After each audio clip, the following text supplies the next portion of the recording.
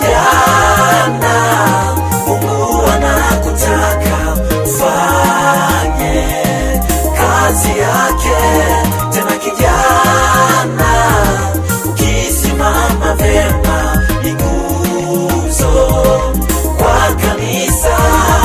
Kijana, Mungu anakutaka ufanye kazi yake. Tena kijana, ukisimama vyema ni nguzo kwa kanisa.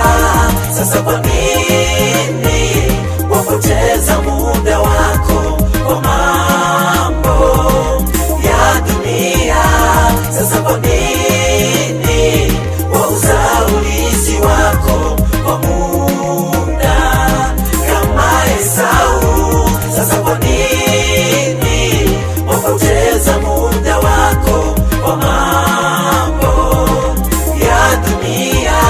Sasa kwa nini wauza urithi wako kwa muda kama Esau? Katika mwendo wa dunia, katika watu watatu wawili wamepotea, yani kwenye watu sita wanne wamejitenga. Lakini ni nini hasa inachofanya mpaka watu bwana kamwacha? Ni za dunia aliasa, watu wengi wamenasa. Ijalishi uwe mtoto, mzee au kijana, kwa dunia ya sasa, mkubwa kama mtoto, mtoto kama mkubwa, wote wanapenda nasa. Sasa funga mkanda tayari kwa kupambana shetani, mkate mapanga, na ukiwa na Bwana mambo yote yanafana. Kwa ina maana kwenye dhambi kung'ang'ana, wakati mlango wa Bwana uko wazi kwa kijana. Wito wangu kwa kuwewe kijana, rudi kwa Bwana.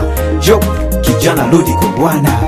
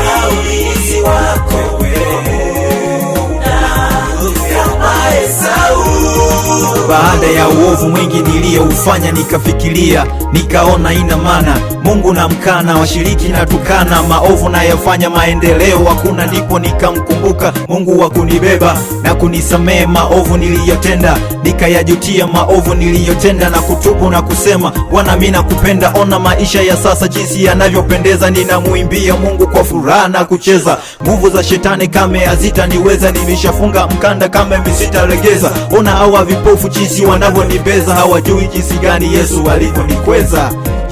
Yesu alivyonikweza.